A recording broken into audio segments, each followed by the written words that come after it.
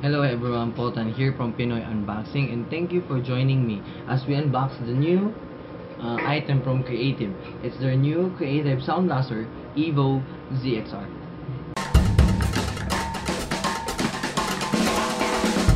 Okay, so what we have here is the Evo ZXR. Meron tatlong klase nito. Una is the Evo, then yun yung wired version, tapos analog version yun. Tapos medyo mas simple yung capabilities nung compared to dito sa ZXR. Tapos they also have the second version, it's a mid-range, yung ZX.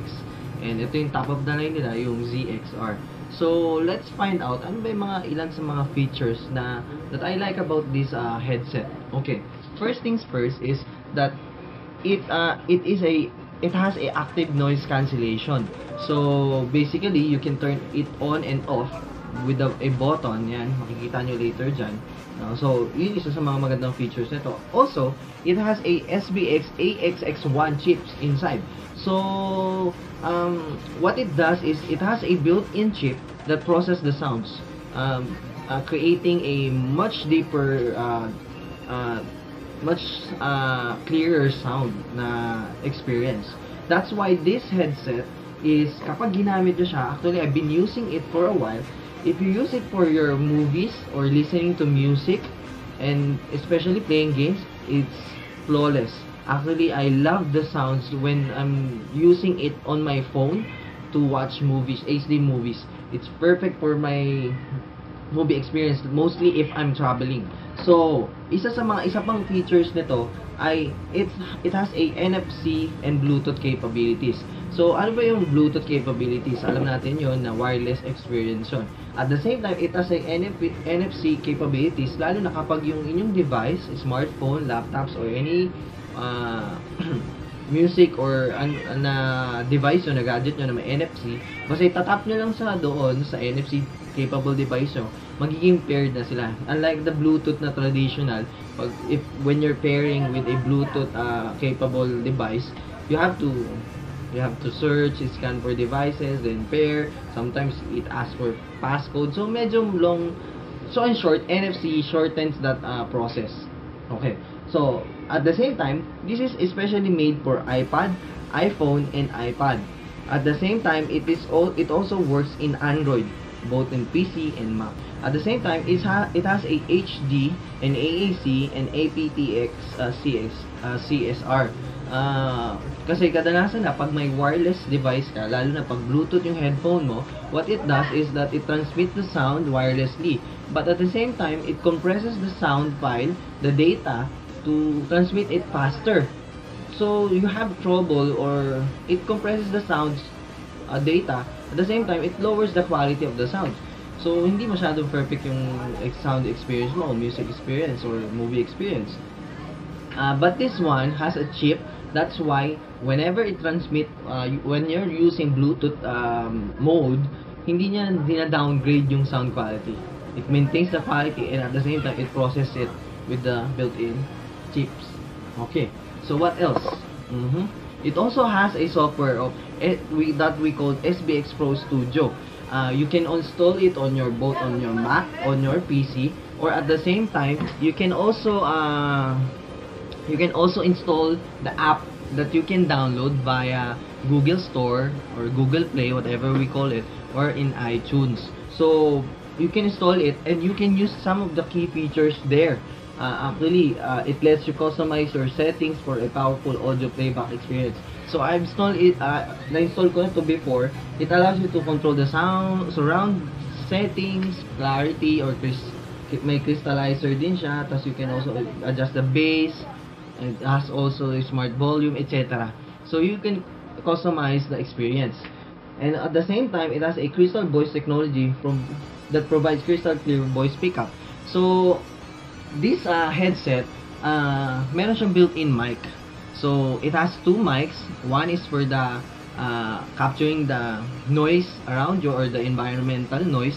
At the same time, it cancels it. And at the same time, yung other microphone is it uses for you to capture your voice.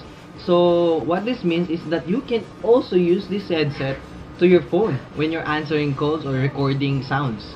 That's very nice. At the same time, you maintain a crystal clear sound of voice pickup. At the same time, it has a voice effects.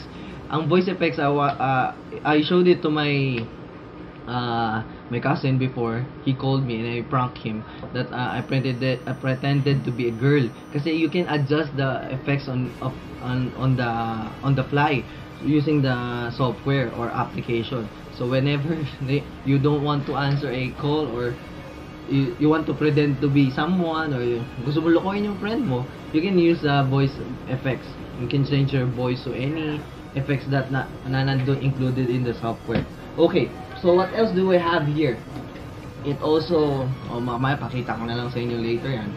Okay, so meron na tayo niyan. At the same time, meron din siyang 7.1 na virtual surround on PC. So when you're using this on your PC using a micro USB and then plug it in your USB port, it acts as a 7.1 surround system. That's why it is perfect for surround gaming, sound gaming na surround, at saka movies.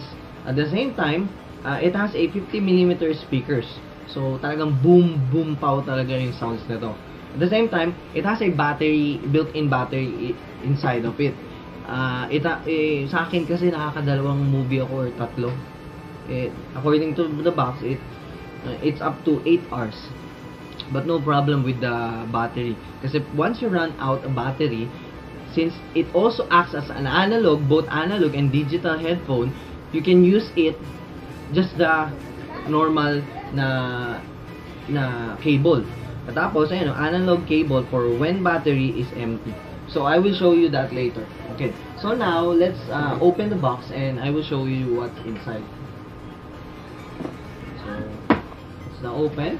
So, it has a very nice packaging, by the way. It's all in black. Tapos, there's a pouch that includes the headset. Then, what we have here is a small box containing some of the accessories that you will be needing for this for this headset. Okay, so isa-isahin natin. Actually, there's a lot of accessories included inside. Okay, first things first is that you get an adapter depending on the country which you are in. So, you have almost 3 kinds of adapter, or 4 or 5 adapters. There you go, 5 adapters for which country you are located at. So, depende sa plug nyo. Then, you also have the charger itself for the headset. Some more plastic. Then, 6 adapter, correction. Then, you also get an in-flight jack. So, yeah, no? So, if you don't want to use the headphone that they provide on the airplane, you can also use this headphone para magamit mo when you're listening and you're really traveling long, diba?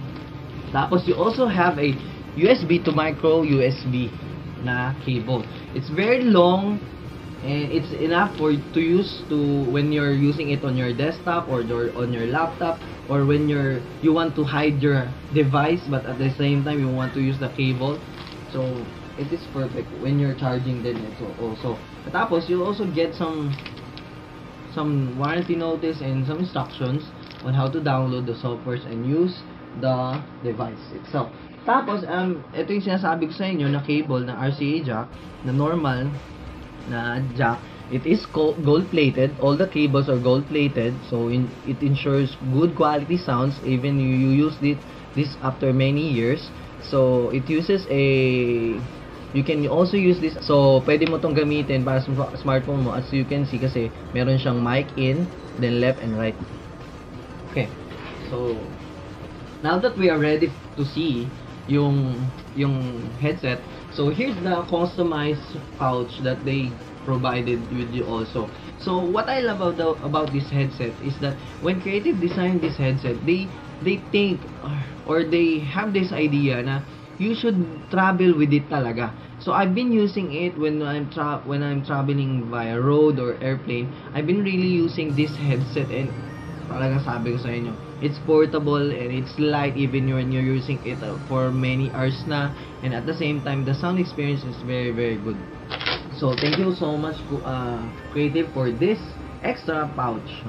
As you can see, it has a red color on the inside and some pockets on the back that you can put your accessories. So hindi mo mawawala yung mga accessories na kasama dito. Then for the headset itself. So here's the headset, guys. There you go. Here's the headset. So you can fold it when you're putting it in the pouch. Then if you want to put it in your pouch, then if you're gonna use it, naro-rotate lang siya. Then it also has a metal adjustable. Yan. So if you have a bigger head, you can also use this. Then it has a memory foam with some leather on it. Yan, to ensure comfort even using it for many hours. Then it has a red stitch here, accent stitch, and red cloth there to maintain that black and red theme. This is quite really impressive. Tapos I've been using this for quite a long time now. Usually, etong leather part na to, it easily chips off, diba? But this one, I've been using it almost for half a year now, or more than a year now. Pero it's still okay. It is still okay. So now let's discuss some of the key features of this headset more. Kasi 'di ba dinescribe ko kanina sa inyo mga features niya. Okay. First things first is that ito yung nandito yung built-in mic niya. As you can see, there's the dual mic. One is for the environment to cancel the noise, and one is to pick up your voice. I will do a sample ng recording ng voice later. Then at the same time, this one here is a button and acts as a Bluetooth and answer or play button. So when you push this one, if you're using it on your phone, it can call somebody or answer a call. Then if you're listening to music, at the same time it can be a play button or pause button. Then at the same time, ang dami, 'di ba? It can also act as a Bluetooth button. So if you're searching and you want to pair this one with your smartphone or any device, a Bluetooth, just hold the button until the LED switches to red, from red to blue. So let's turn it on. And there you go. So in this mode, it's currently on. And at the same time, it uses currently the battery inside of it. At the same time, it uses the SBX built-in chip. So it processes the sounds digitally, guys. Tapos at the same time, if you want to trace any, if you want to pair it with any device, you just hold this one button until it changes to blue. There you go. So right now it's trying to search some device na Bluetooth, but we are not searching for any device right now. So let's leave that up. So both are lighting in blue, but when you're using it, it's actually in red. So ito lang is pag na-lost mo yung Bluetooth connection or it's trying to search or scan for any device na red, na Bluetooth. At the same time, you have this volume here. There you go. Yan. Tapos you also have a next and previous button track. Yeah. So you can skip and repeat. On the fly, you can really adjust the music without handling the phone. You can, parang, kasi before, diba, pagka nagkikinig ka ng music, kailangan mo, hawakan pa yung phone. Minsan, pagka delikado, ayaw mo ilabas, ito lang headset yung gusto mo nakalabas. Mahirap hassle, diba? So, on the fly, you can adjust it. At the same time, it has an active noise cancelling. So, if you turn it off, it cancels the sounds that surrounds you. Now, what if you're listening to music and medyo malakas yung music mo? How can you talk to someone? Usually, when you're talking to somebody, halimbawa may lumapit sa'yo, lalo na flight attendant or someone na nagtatanong sa'yo, usually we remove the headset, then ano yun sinasabi mo? Diba ganon? With this one, it has a talk through button. What it does is when somebody approaches you and try to talk to you, what it does is that when you push this button, it allows you to hear that person without removing the headset, which is very convenient naman din. So whether you want to remove it, if you don't want to pause it, or you just want to push this talk through button, which is very convenient. Now let's take a look at the build quality. With regards to build quality, my only concern is that it uses plastic there. Everything it uses is plastic. But what I like about this is, even though it uses plastic, it has a very nice finish to it. Like this one, it uses a matte black finish that doesn't even get dirty. What I love about it is that it is not a rubberized black finish. Usually when I have headsets that are rubber finish, matte. It looks nice, but when you try to clean it, it looks dirty. Whenever you try to clean it, it gets more dirtier. That's what I hate about rubber finish headset. After using it for quite time now, I really fell in love with this headset. And metallic finish there, it really goes well with my PC here. As you can see. Look. Diba? It really goes very well with my PC current setup. So it's perfect for my taste. At the same time, the build quality, although it's plastic, I think it's very rigid because I've been using this for quite some time now, and it doesn't break on me or broke on me. So it's quite nice and it's adjustable. And my ears, on the ear cups, yan, it fits perfectly. So nasa yung ear ko, it fits inside the ear cup and not just parang patong lang mode, yan, which is it makes a stress on your creates stress on your ears. Katapos, with regards na experience with the sound naman, let's be honest with the sounds. Since we have both analog and digital here, I asked my friend who is an audiophile hardcore user.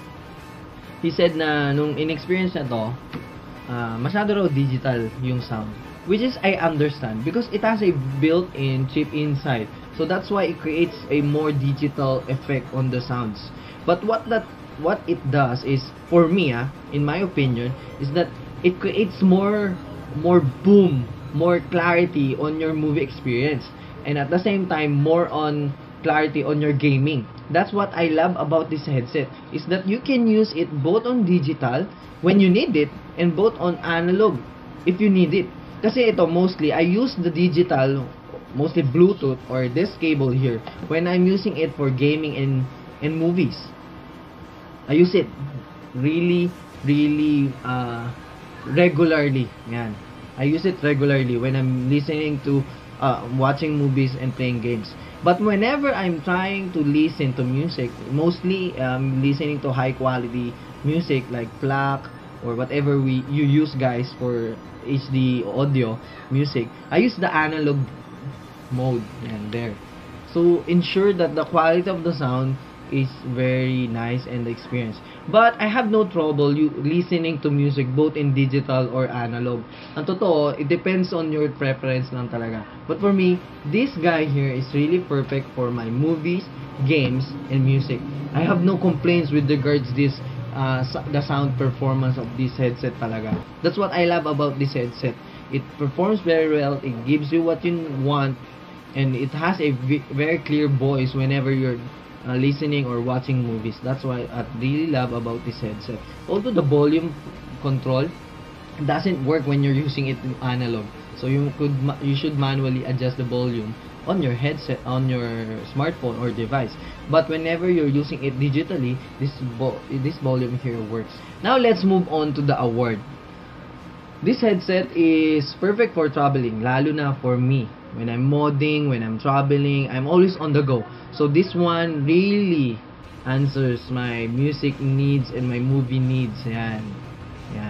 So I think I'm gonna give it a 9 out of 10. A gold design award from Poltan Designs. I would have given it a 10 out of 10 because kung naging metal ito.